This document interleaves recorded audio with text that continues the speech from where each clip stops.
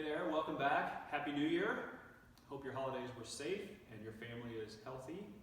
I want to switch gears just a little bit this month in my newsletter and talk to you about something that's called Reactive Neuromuscular Training. It is not new. I did not design it. Not that smart. However, I'm also going to ride a fine line this month. I don't teach the golf swing. If you come to Body in Motion, there's nowhere to hit balls. I don't have a simulator in here. There's not a net.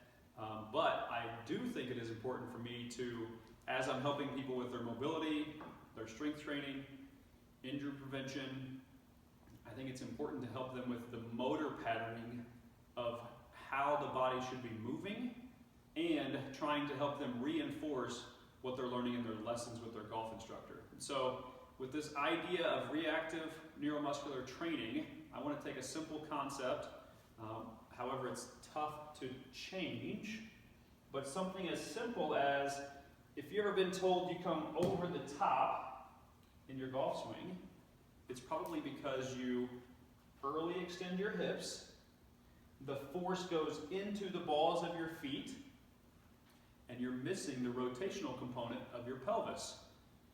So there's a physical limitation that's probably causing all of that to go wrong. However, there is also needs to be an understanding of what forces do I need to create that's going to that's going to precede the motion that I'm trying to create. Okay? So if you are an over-the-top golfer and you are trying to shallow the shaft, but you're not getting any pelvis rotation, I would almost say, good luck shallowing the shaft. You're starting to see where I'm riding the fine line of, I don't teach the golf swing, but I need people to understand the motor patterning of their pelvis and where the forces are going in their feet that's causing this early extension. Okay? So with RNT, Reactive Neuromuscular Training, it is as simple as saying, I want you to shallow the shaft by, you can say, extending the lead wrist. That would help that out. You could say by supinating the trail hand, trail arm, or you could say, I want you to let the arms just kind of stay put as your pelvis starts to pull apart. But with RNT, what I would say is, I want you to get to the top, I want you to sit your hips back, and I want you to feel like your lead foot is pushing out of the way.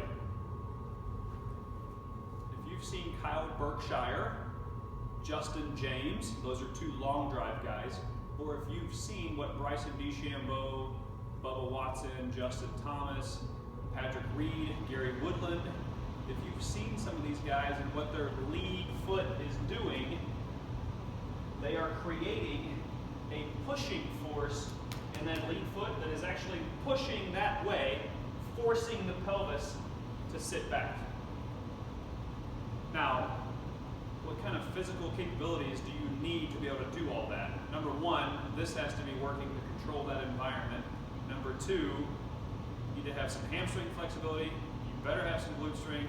You better have some core strength. You need some hip mobility. There's a lot going on that says, hey, how can I make this work for me? But in general, it can be as simple as, what if I start to create a force that precedes the motion that I'm trying to create? Okay? So, again, that's a big concept, it's a big idea, and I only took this over-the-top idea this month because there's multiple ways we could dive in and go as many rabbit holes as you want. But that's a big idea to understand. However, in my lessons, in my coaching here at Body in Motion, and with some of the guys that I have become friends with that teach tour professionals, we are seeing a lot of benefit with this reactive neuromuscular training. So again, I didn't create it, but I have seen the benefits of it. So, Happy New Year. If you have questions on that, or if we aren't training together to help you with these physical limitations that you may have, my information is always below.